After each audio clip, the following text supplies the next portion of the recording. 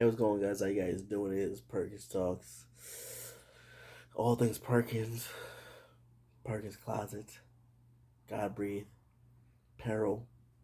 It's all me. Yeah. You know, I was just scrolling through TV just now trying to find something to watch. But then I started to realize TV is just like cable back in the days, right? Like, you can never find that one thing, the one thing that you want to watch, especially something that you haven't watched before. You just can't find it. It's lost somewhere.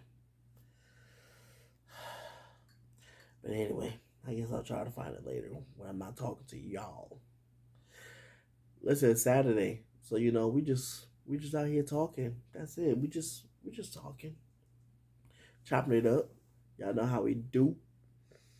Chop it up a little bit, see how y'all doing, and then y'all gonna see how I'm doing, and then we both gonna get together and see how we all doing.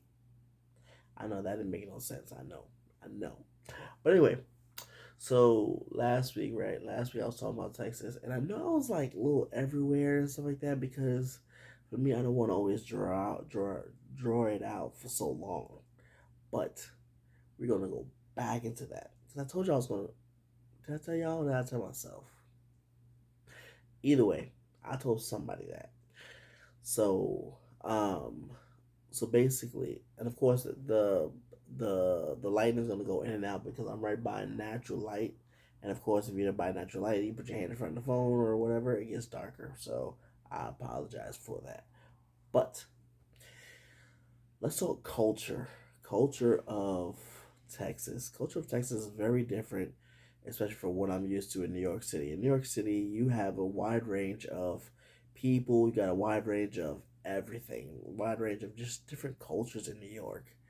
That's why they call New York the melting pot of the world, melting pot of America, because it truly is the melting pot. And another thing, I want to apologize for my eyes. My eyes have been really bothering me for the last few days. I don't know what's going on with them, but they really are bothering me. It feels like little like pins and needles are like sticking in my eyes and blinding my eyes. But anyway, so like I said, New York is a melting pot of the world. So you have a whole bunch of different cultures. You have Pakistanians, Iranians. You have um, Africans. You have Americans. You have Chinese. You have Korean. You have Japan. And I know in so in Brooklyn, there's this there's so when you go to Brooklyn, right? It goes from like 16th Avenue all the way down to like 2nd Avenue. And in between these avenues, and even Jewish people, we got Jewish people out there too. So I told you we got it all. But anyway, so when you go through these avenues, right? It's kind of crazy because it'll go from like one nation. Well, it feels like one nation to another, to another, to another, to another, to another, to another. And by the time you get to like Fifth Avenue, you find like the whole Hispanic culture and stuff like that. If you go back up to like 12th Avenue, 13th Avenue, around there, you see it's like the Jewish neighborhood, right? 16th Ave, well, between 16th and 12th, you really see the Jewish neighborhood. And then it becomes the Asian neighborhood. Then it becomes the Hispanic neighborhood. And it's just crazy, just the different cultures that we have in New York.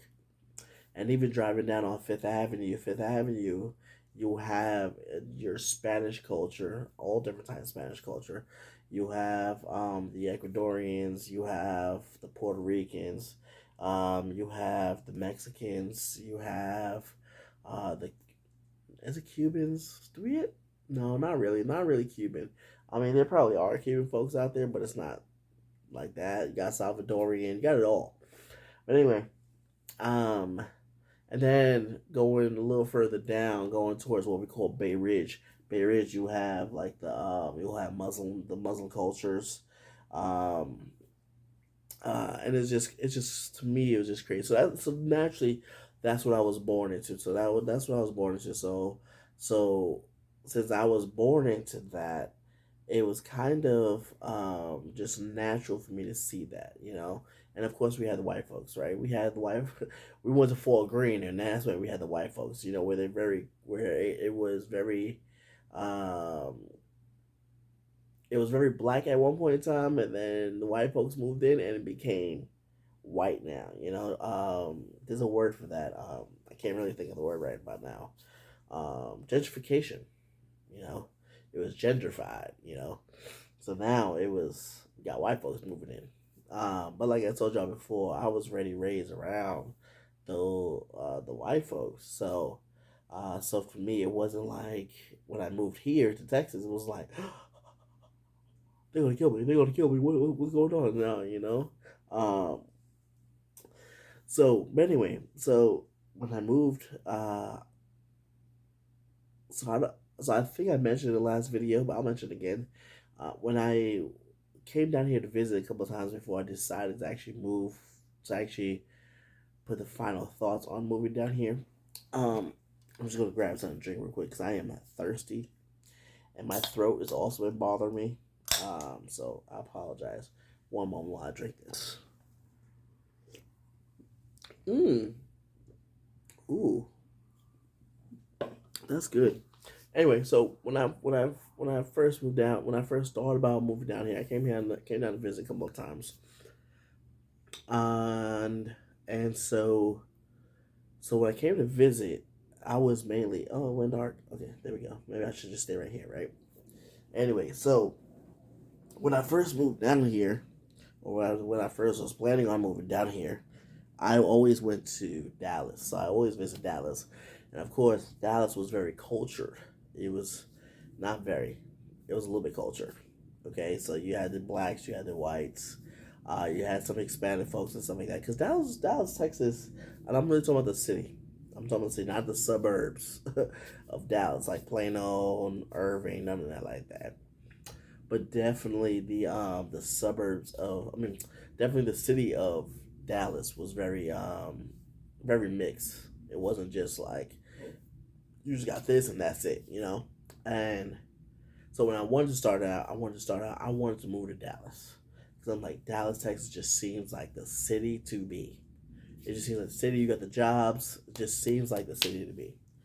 But this one, so I called up a lady, and I was like, hey, so I just wanted to, if I could put down, some money for an apartment, whatever. So she was like, yeah, but it's gonna be about 7,000. I was like, 7,000. I was like, man, I don't got that, so that ain't gonna happen. So, and of course, like I told y'all, I was moving down here with like 3,000 in my pocket, 3,000 in my pocket, 3,000 in my bank account. So I'm like, mm-mm. And she just said like nonchalant, like, yeah, it's gonna be 7,000. I'm like, 7,000 just to move? Yeah, because she was like, yeah, because you don't have no job, you don't have this. I'm like, nah, that ain't happening. So I didn't move to Dallas. So I started out in Fort Worth. The area that I was in was blacks. You know, we had like a lot of blacks because the apartments were cheaper. The apartments were really, really, really, really cheap. Um, for a for a 700 square foot apartment, which is pretty big. It's like a one bedroom apartment. Um, man, y'all gotta watch my old videos because I know I put the apartment out there on the old videos. But anyway, um, so in that area there was a lot of black folks and stuff like that in that area. So I was like, oh, okay, Fort Worth probably good. And then I moved to so when I started to move in different areas, I'm like, oh, okay. so so the culture really was just white and Mexican, and that's all you got. That's all you got. That's all you saw. And of course, if you went to different areas of Fort Worth, which I've learned later on, you will see a bunch of black folks. And but of course, for me, I didn't go to those areas. I stayed in different areas, so I wasn't gonna go always travel just to go and see them like there's some type of exhibit in a zoo. But so when I settled on to Fort Worth, and like I said, the culture was very cookie cutter. Of you're either white or you're Hispanic. I mean, well, not really Hispanic, but Mexican. You know, well, Mexican is Hispanic. Well, I can. Do people consider Mexicans Hispanic? I wonder. But anyway, so like I said, you're either white or you're Mexican, and that was really it.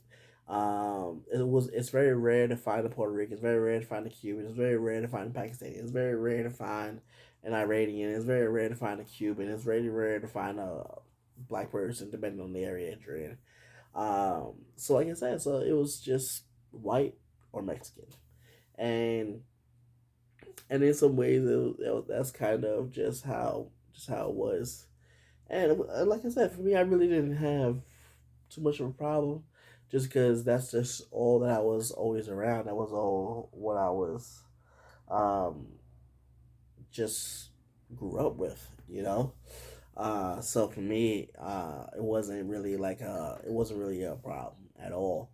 But I did like so when it came down to just meeting people, because for me, I'm really a friendly guy. I'm a shy friendly guy, you know. And there are times where I would be outgoing. I will be like, hey, nah, nah, nah, nah, nah, nah. But there are also times I just keep to myself, you know. And I think that's New York in me, where I just keep to myself before I put myself out there, or before I put myself say, yeah, hi, I'm Charles. Nice to meet you. How are you? You know, easy, easy cowboy. So, um, but yeah, and then I got connected in just like different singles groups and stuff, and even one I'm still connected into, even though I'm not really single. Well, I'm kind of single, but I'm not really single. Reason why I say I kind of am is because there's a saying that says that you're single until you're actually married. Man, I mean, I guess that's kind of true, but still. Anyway, um, but the other thing is that, like I said, I got connected with these single groups, and it was fun, you know. And that's how I met more people. That's how I've connected with more people. That's how I was able to survive 2020. That's how I was able to survive just being alone. Even though there was times where I would always just feel alone, but I've had folks around me. I've had friends that I could always call up, say, "Yo, what's going on? How you doing?" Da, da, da, da. You know, because I tell y'all, when I left New York, it was like when I left New York, it was almost like I just left everybody there. You know, it's kind of sad, you know, because we've always had this family connection. We always had like this family bond, which I'll probably will talk about that another time. But there was only really like a few people that would connect with me. There was only a few people that would call me from New York, and I was like, man, that's kind of sad. But anyway, like I said, I'll talk about that another time. Um, but yeah, just with being in Texas, and for me, I've always went to a lot of churches because I wanted to feel comfortable in the church.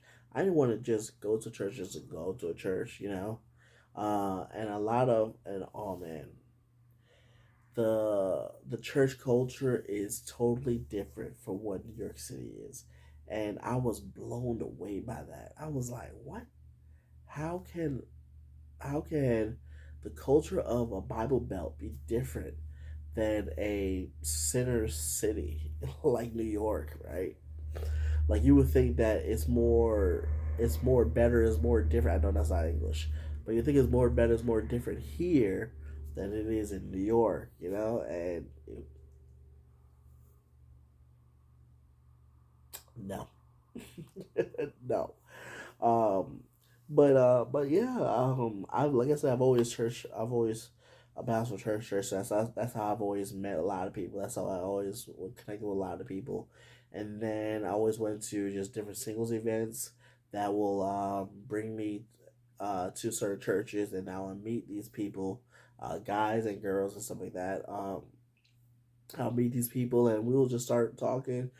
Sometimes we'll just connect and stuff like that, and we'll just have this friendship type of thing, you know. And of course, being in a lot of jobs will encourage you to meet people. And sometimes people are just your coworkers, and then sometimes they actually become your real friends. Sometimes they actually become your homeboys, homegirls, and stuff like that. And then you just like, wow, it's cool, yeah, that's really the culture of it.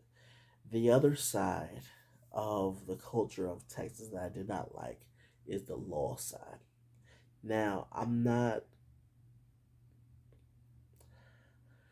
will expand more on this on a different video when it comes to talking about this part, but I'll talk about it a little bit since we still have time. When I say the law, I'm a big fan of police. I'm a big fan of following the law. I'm a big fan of that, and I'm gonna use a I'm gonna use a white line that people always use. It's like I have a lot of black friends. Me, I have a lot of police. I have a lot of police friends. So I truly, dearly respect the law. I respect where they're coming from. I respect all aspects of that.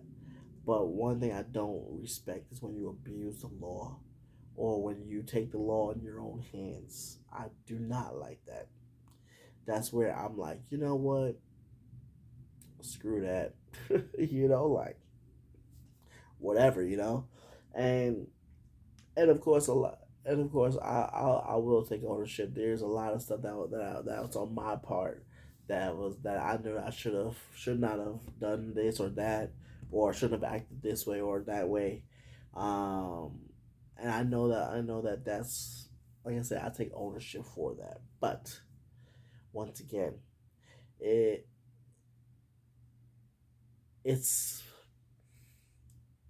for me. And another thing for me, I don't want to always be like, oh well, they're always targeting the black folks, or they're always, uh,